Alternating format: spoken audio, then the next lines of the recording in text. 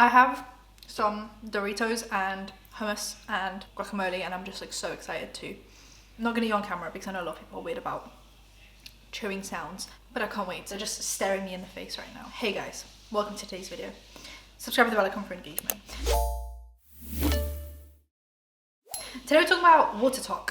I think I'm a bit late on this trend, but I've just been pondering what I think about it, and I've come to zero conclusions. I want your guys' help. Let me know what you guys think about it. I'm gonna bring it all to you. What is WaterTok? There is this sector of TikTok where people, mainly women actually, are flavoring their water with typically calorie-free syrups or flavorings, and they'll mix all of them together. So they'll have their Stanley cups, that's one collection, their syrups, that's another collection, different like powders that you can put into your drinks, and all of this is just, I guess, a hydration trend. Like people that maybe don't really like the flavor of water are flavoring it to make it easier to get their like liter to 2 liters in that people recommend. Now, what is the big deal? First of all, I think a lot of people saw this and thought immediately like, oh, that's such an American thing to do. Like Americans just can't drink water, you know? But I think some people genuinely don't really like water. They were never taught, maybe as kids, to just drink water. They were maybe always given juices or soda, so just getting hydrated isn't the easiest thing for them. Two, I know a lot of people that do it are on diets, or they've lost a lot of weight, or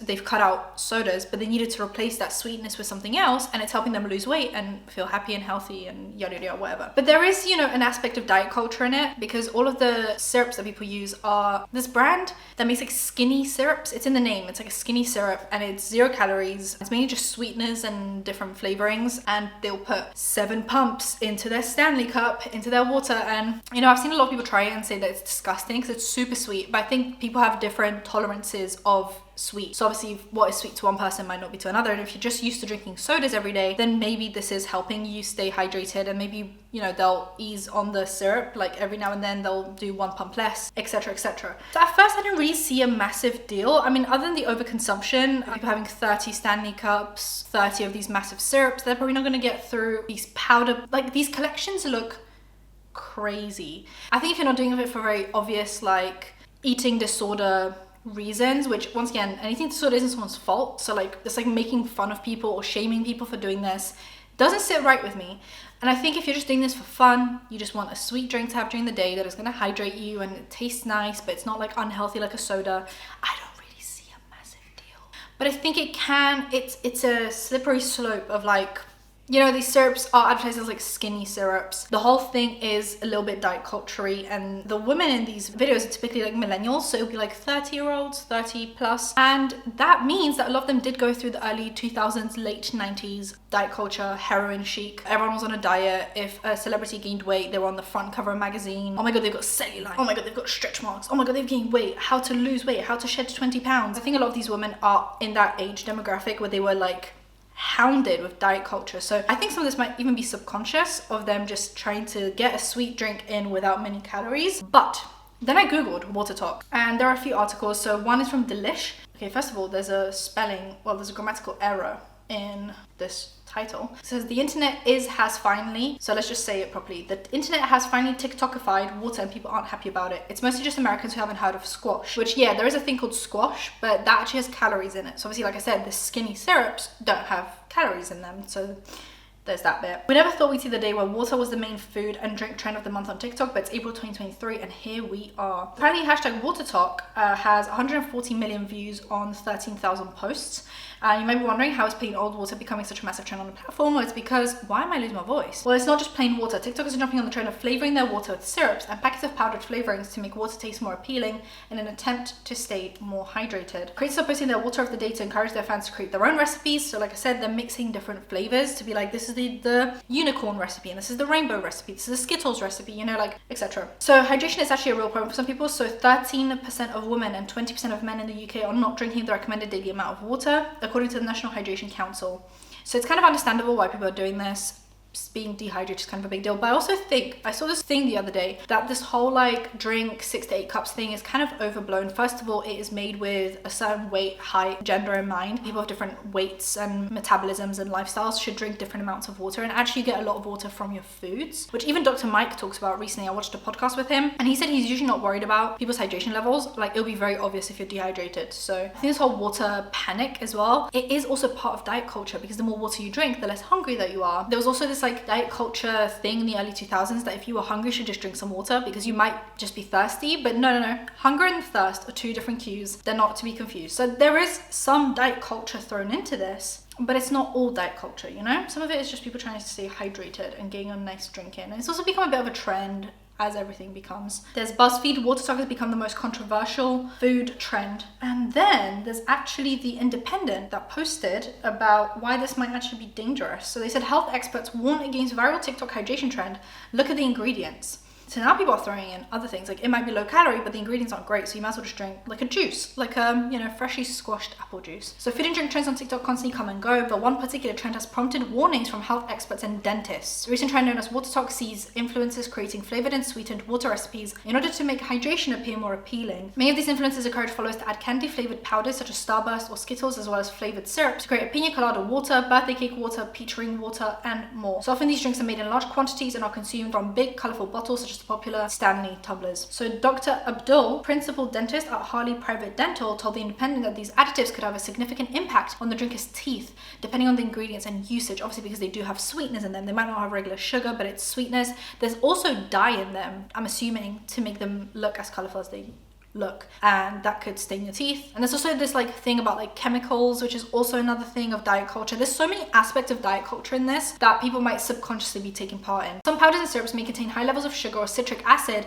that can erode tooth enamel and cause tooth decay, which obviously we don't want our teeth to decay. Sugar can feed the bacteria in the mouth, leading to the production of harmful acids that attack teeth. Citric acid can also erode tooth enamel, causing tooth sensitivity and pain. Food dyes, which are also included in many such powders, can stain teeth over time. He urged people who enjoy drinking the flavored waters to do so in moderation and to rinse their mouths afterwards, which is also the same for like red wine, coffee, etc. So like it's not just applicable to these colorful drinks. People do say that you should drink your coffee in one go instead of spacing it out, because then you can like rinse your mouth afterwards, which I never listen to. I just drink coffee. This is why I got my teeth white. But consuming large amounts of sugary water could affect more than teeth. So Dr. Al Imran, GP at Mercury Health, told The Independent that the idea of flavored water was already invented by post-bariatric patients to increase their hydration, but it's now going viral with potentially negative effects on health. So I did hear about this, people going like post-surgery couldn't drink large amounts of water, and some people couldn't even hold down any water. So having it flavored apparently helped to stay hydrated, but then it kind of entered the realm of people that didn't go through the surgery also using this technique. So that, you know, artificial sweetener or flavoring ingredients such as those used in powders and syrups to be mixed with water can lead to many health issues, including cardiovascular disease or possibly early onset diabetes, he warned. Also, there is apparently a thing where if you drink this, it almost activates a sweet tooth, because then you kind of want more sweet instead of less sweet. So if you never had a sweet tooth and you just drank water, don't then jump to this, because then it could lead to, I also found this out from Dr. Mike. That podcast was actually very interesting. So Sylvia, a nutritionist at Rainbow Labs, added that while the drinks are marketed as a healthy alternative to sugary drinks because they believe flavored water contains less sugar than juices or fizzy drinks, that is likely not the case. Look at the ingredients rather than the calories. In fact, these artificial flavorings contain high levels of maltodextrins, which are highly processed carbohydrates that are derived from starch. They are commonly used as food additives in many processed foods as a thickener, bulking agent, or a sweetener. However, maltodextrins are quite similar to sugar and can cause a rapid spike in blood sugar levels, which may lead to health problems for some people, such as weight gain, diabetes, fatty liver disease, atherosclerosis, mood swing, fatigue, autoimmune diseases, and cardiovascular disease. Instead of consuming flavored water, Dr. Khan advised if you need a bit of flavor in your water, try a slice of lemon or other natural ingredients which are far healthier. The only difference is like obviously a slice of lemon versus 7 pumps of unicorn flavored syrup is a little bit of a different vibe, that's for sure. So if someone's used to a certain level of sweetness, to then drastically change to just a slice of lime might not be so easy. Also, I was gonna say something, look at it. Oh, right, yeah. So a lot of people say they don't drink like apple juice or orange juice because it has a lot of calories, even though it's literally just freshly squeezed juice. Like, I do say, like, unless you really need to lose weight for some reason, I don't know, something happened, you really need to lose weight, and you want it like done super quickly, then yeah, maybe. But I actually think sometimes healthy calories are fine. You know, like sometimes like it's ingredient over calorie. Like I think something that has really good ingredients is nutritious, it adds to your fiber a day, and it has 200 calories. It's better than water with 7 pumps of, like they say, chemicals, even if it has 0 calories. So I drink just regular juice, like just apple juice and orange juice, and that adds to my 5 a day. So I don't know, there is something to be said about this, but it obviously depends on what someone is prioritizing, and there are certain culture undertones in this, right? And now discussing diet culture, I didn't want to make this its own video because I didn't know if it was a big enough topic to make it its own video, but I was recently alerted to this page on TikTok called The Fit Fatale, who is like a fit influencer. She's like a health and wellness person, which those accounts can also swing into diet culture every now and then. A lot of the time it can go overboard, so you do also have to be careful when listening to those people. Like health and wealth and all good things, everything in moderation. You're allowed to eat sweets, you're allowed to eat cake, you're allowed to go to McDonald's every now and then, you're allowed to have a Fanta, you're allowed sugar and calories and like everything, just, you know, in moderation. So recently she went viral because she posted what she ate on her wedding day. And I'm gonna play the TikTok for you guys because I can't like pinpoint every exact thing that she ate. You asked, so here is what I ate on my wedding day. Started with a protein smoothie from Pliables. Then my maid of honor fed me some of her green salad. Nothing went undocumented. Then I had another green smoothie again from Pliables. In our bridal suite, we had a huge veggie platter for all of the girls. During our cocktail, I had a bunch of oysters and some of these plantain avocado bites. Our salad was a chopped salad and it was delicious. And we also had gluten-free bread. Then we had an intermezzo course. This is basically just ice and lemon to cleanse the palate. Our main was salmon with lots of veggies and it was delicious. Then we had array blow pills on every table. Our wedding cake was gluten, dairy, and sugar-free chocolate cake. We had a sweet table set up with Unreal chocolates and Smart Sweets, all allergen-free and low sugar. Then we had a late night taco bar, so I had a bunch of tacos. Then ended the night grabbing a few Unreal chocolates for the way home. For alcohol, I only had Koji Rose Rosé because I know it's less than 2 grams of sugar, and I had Moët Chandon because I know that I can feel good when I'm drinking these 2 beverages and still enjoy myself. People pointed out she had like a bunch of salad and only like 5 fries and anti-bloating tablets all over the tables at the wedding that people could take to like not bloat, and then these like low sugar chocolates, not a cake, you know, very like diety things. And someone said, LMAO, I cannot imagine having an eating disorder themed wedding. And she replied to that with another TikTok I'm gonna play for you guys about what she actually served the guests. Here is what we served at our wedding for guests and how we made our menu inclusive for dietary restrictions. We started by welcoming our guests with a glass of Moët Chandon pre-ceremony, and after the ceremony, we welcomed guests to a cocktail where 9 different appetizer options were served, from ribeye skewers to brie and fig crostini, options I had to forego as someone who is gluten and dairy intolerant. We did have something for everyone though, and we kicked off our 8-hour lavish open bar, which featured the famous 2 grams of sugar rosé, the Côte du Rose, which is one of my personal favorites, but we also had an array of different alcohols from Patron to Grey Goose, and we were sure to have something for everyone, from infused water stations and a variety of non-alcoholic beverages for those not consuming alcohol. After, guests were invited to their tables for dinner, where they were welcomed with a bread basket. The menus then featured the appetizer chopped salad, and yes, this did have cheese,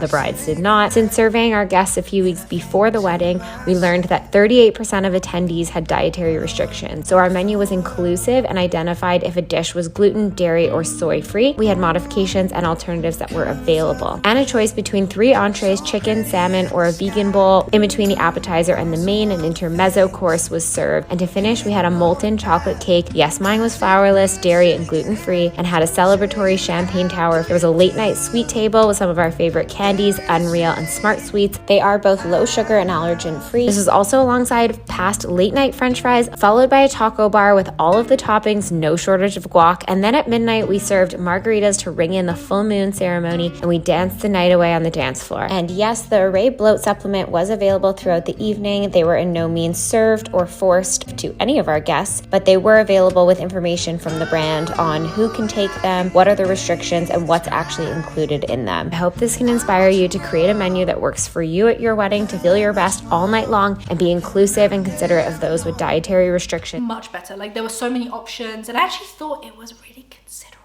So there's an element of this that is really diet culturally, like the anti-bloat tablets all over the tables. Like, it's giving very much like I'm trying to look skinny always. Bloat is normal, but also bloat is uncomfortable. If you're always bloated, you're uncomfortable, you're in pain. So sometimes bloat isn't good.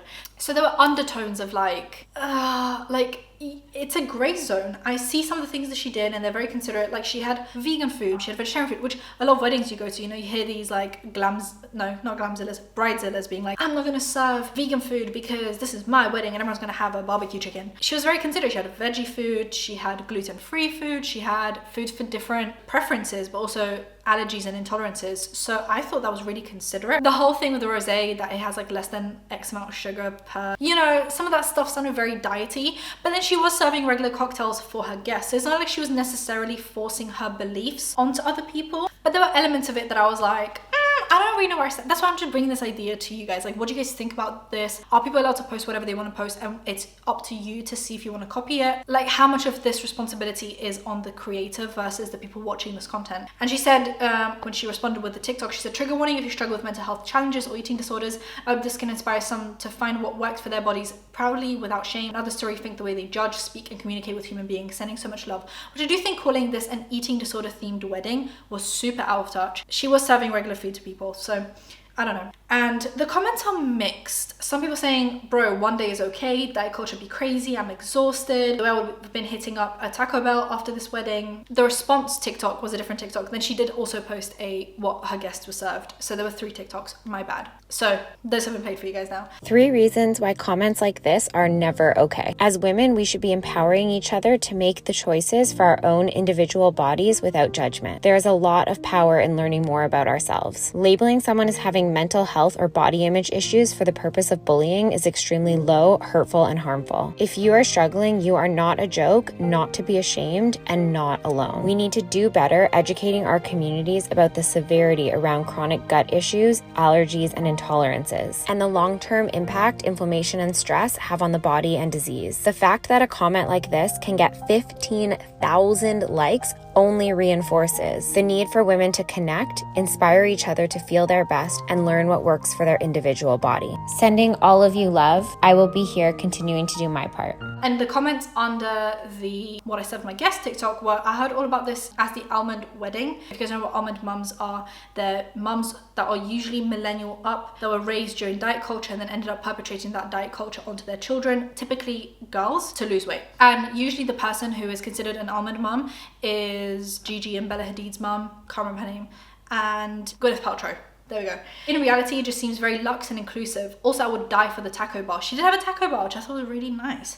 Besides the laxatives as after meal snacks, everything looked amazing. Late night French fries shows 3 fries. Honestly, I feel like this is fine. Like, it's healthy and the cake should be something the bride can eat herself. I know this is getting so much hate. The menu is good, but you don't need sugar-free everything and diet supplements. This food looks good. I don't know what people were talking about. The taco bar looks amazing and such a good idea. With the guest only black dress code, it's like a funeral for gluten and dairy. I mean, some people are gluten-free. I don't know. See, this is why I'm so confused and so like conflicted on both of these stories, because they're both like leaning into diet culture, but someone could just be doing it innocently for their own personal reasons and beliefs, and they're just sharing it on the internet, which they're allowed to do. So I just wanted you guys to let me know. 1, what do you think about WaterTok? Is it productive? Is it actually doing more harm than good? And what do you think about this girl that just posted what she ate on her wedding day and got completely dragged for it? All things considered, she is a fitness and health account, so I don't really know what we expected. People are saying that on this one day she should have let loose, but maybe she doesn't want to let loose. I don't know. Maybe that's just not in her like repertoire anymore. Let me know what you guys think. Subscribe to the bell icon for engagement, and I'll see you in my next one. Bye guys.